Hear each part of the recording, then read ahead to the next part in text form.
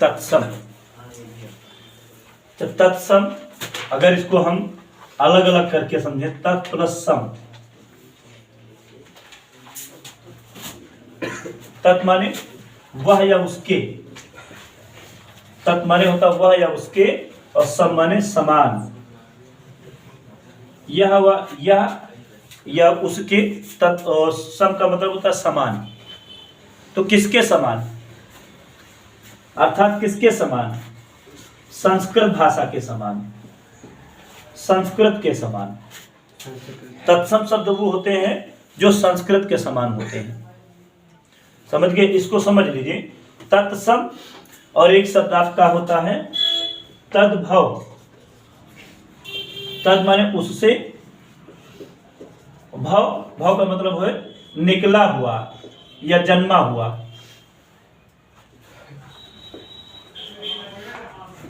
निकला हुआ या जन्मा हुआ, ठीक है।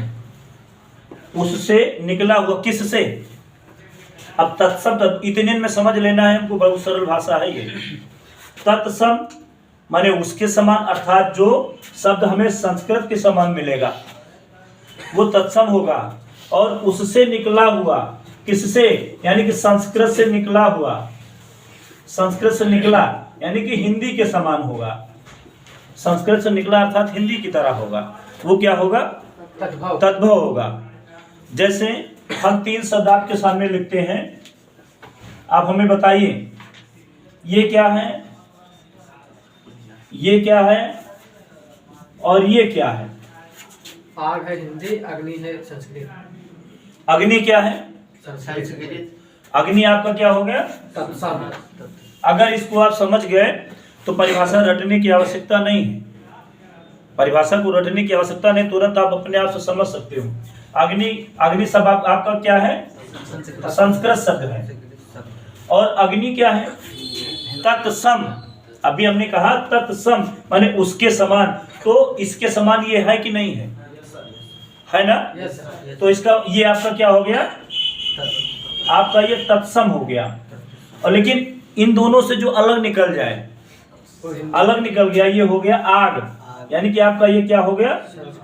तद्भव हो गया। ये हिंदी हो गया आपका, ये आपका हिंदी हो गया। तो तीनों बातें समझ में आई। तत्सम ये संस्कृत, तत्सम तद्भव, और दोनों भावार्थ एक ही रहेगा। अगर अर्थ निकाला जाएगा, अर्थ एक ही रहेगा। अच्छा, अर्थ एक ही रहेगा, उसमें कोई अंतर नहीं आएगा। हम अग्नि माने संस्कृत में पढ़ते हैं तब भी आग होगा, तत्सम हम अग्नि पढ़ते हैं तब भी आग होगा, और आग को पढ़ते हैं तब भी आग होगा। अर्थ एक ही होगा, केवल शब्दों में बदलाव होगा। तो जो शब्द संस्कृत भाषा के होते हैं, जो शब्द संस्कृत के भाषा के होते हैं, उनके मूल रूप को बिना बदले हम उसका प्रयोग अपने हिंदी भाषा में कर लेते हैं। संस्कृत भाषा के वह शब्द जिनके मूल रूप को बिना बदले हम अपनी हिंदी भाषा में रख लें, तो वो क्या कहलाते हैं? वह तत्सम कहलाते हैं। भाई हम हिंदी में अगर अग्नि रखते हैं तो बिंदी हटा देते हैं, विसर्ग हटा देते हैं, केवल विसर्ग हटा करके हमने अग्नि को अग्नि में रख लिया, तो उसके मूल रूप का खंडन हमने नहीं किया।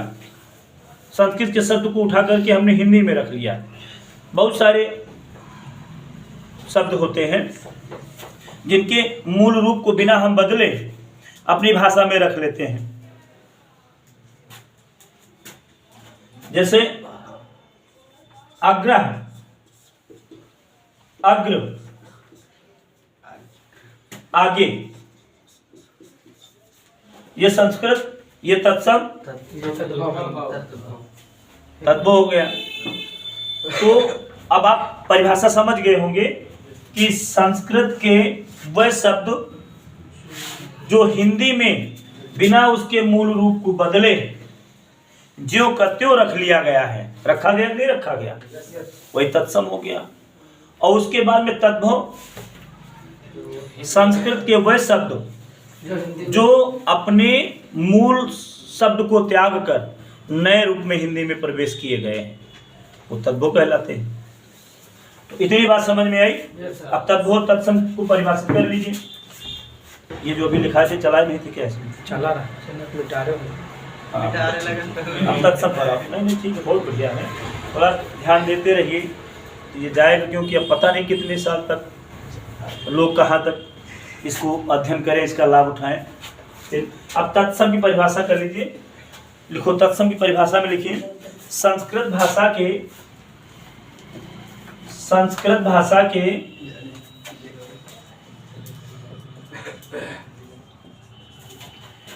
वह शब्द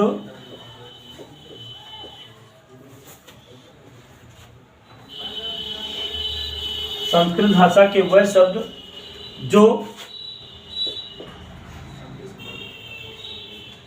बिना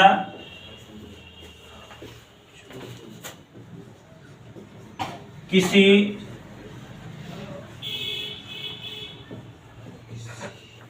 परिवर्तन के,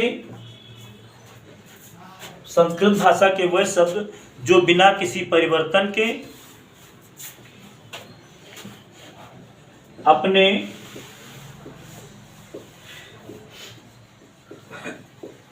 मूल रूप में ही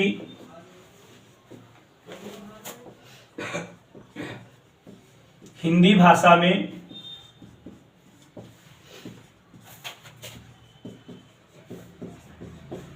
प्रयोग कर लिए जाते हैं,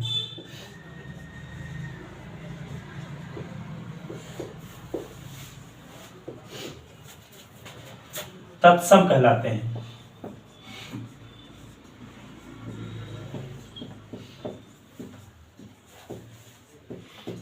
तत्सम कहलाते हैं।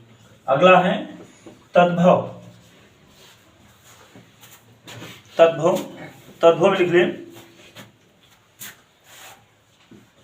संस्कृत भाषा के वह शब्द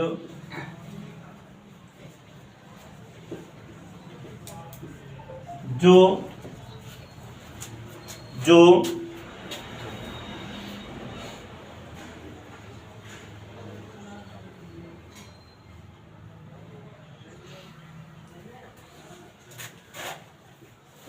अपने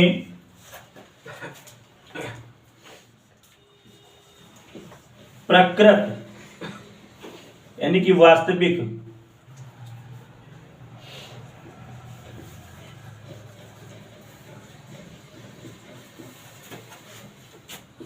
को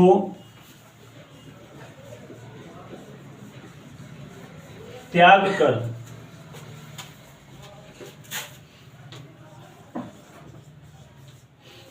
हिंदी भाषा में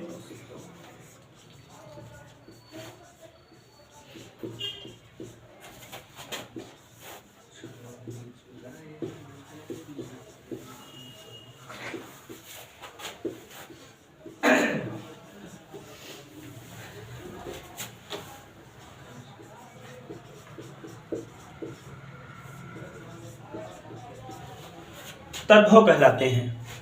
अब तद्भव और तत्सम का मतलब समझ लीजिए। तद्भव तत्सम जो अपने मूल रूप को न त्यागे, अपनी वास्तविकता को न छोड़े, वो तत्सम है। जो अपनी वास्तविकता को बदल दे, त्याग दे, वो तद्भव हो जाता है।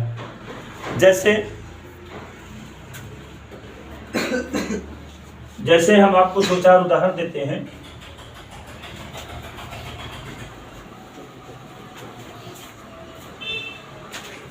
तद्भव और तत्सम।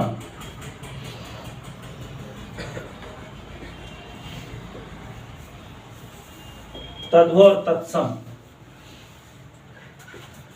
जैसे दो तीन चार शब्द हैं।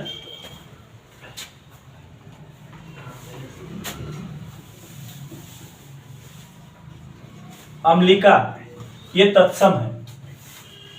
इसका तद्भव क्या होगा? अम्लिका। इसका अर्थ ही तद्भव हो जाता है। अम्लिका माने होता है इमली। इमली आपका तद्भव हो गया। गात्र, गात्र माने होता है शरीर। गात्र माने शरीर।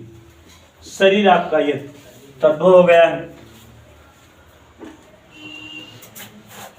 या इसको हम गात्र को गात भी लिख सकते हैं, गात शरीर या शरीर।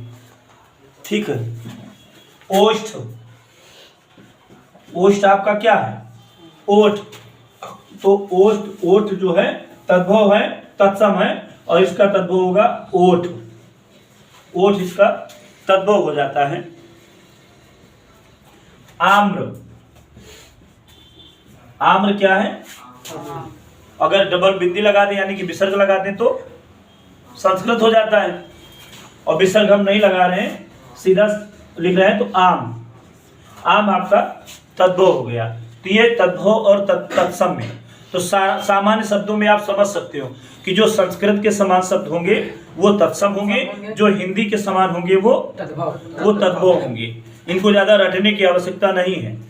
जैसे विकल्प आपके 4-5 दे रहेंगे, बाकी जब समय मिलेगा तो तद्भव तत्सम में कौन कौन से शब्द आते हैं, कौन से वर्ण के कारण तद्भव बनता है, तत्सम बनता है, तद्भव तत्सम शब्द तद्भव में बदल जाते हैं, इसको हम विस्तार से बाद में पढ़ेंगे, अभी समय कम है। अक्ष क्या होता है? अक्षी, अक्षी है, अक्ष आपका तत्सम है, इसका हिंदी क्या होगा? तद्भव क्या होगा? अक्ष माने होता आंख, आंख। ये मूल लिख लीजिए, 10-5 लिख लीजिए, इन्हीं में से कोई संभावना।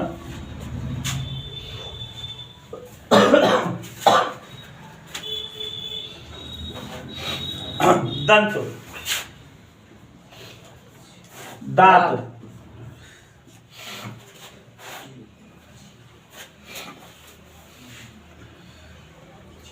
कर्ण, कान,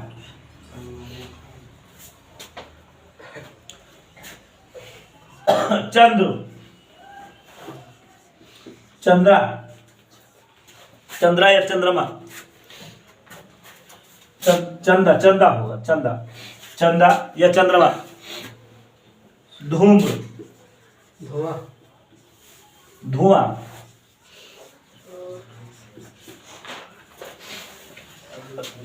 ये है आपका तत्सम और तद्भव। गौर, गोरा, गौर। तो इस तरह से बहुत सारे शब्द हैं, ये इनकी परिभाषा केवल समझ लीजिए, इनके स्वरूप को आप समझ लीजिए। ये सब रटे नहीं जाते हैं, ये सब समझे जाते हैं। बस फिर एक बार हम बता दे रहे, जो संस्कृत के समान होगा, संस्कृत के समान तत्सम होगा, वो तत्सम होगा, और जो हिंदी के समान होगा वो आपका तद्भव होगा। इस बात को बस ध्यान में रखना, तुरंत आप पकड़ लेंगे। ठीक है।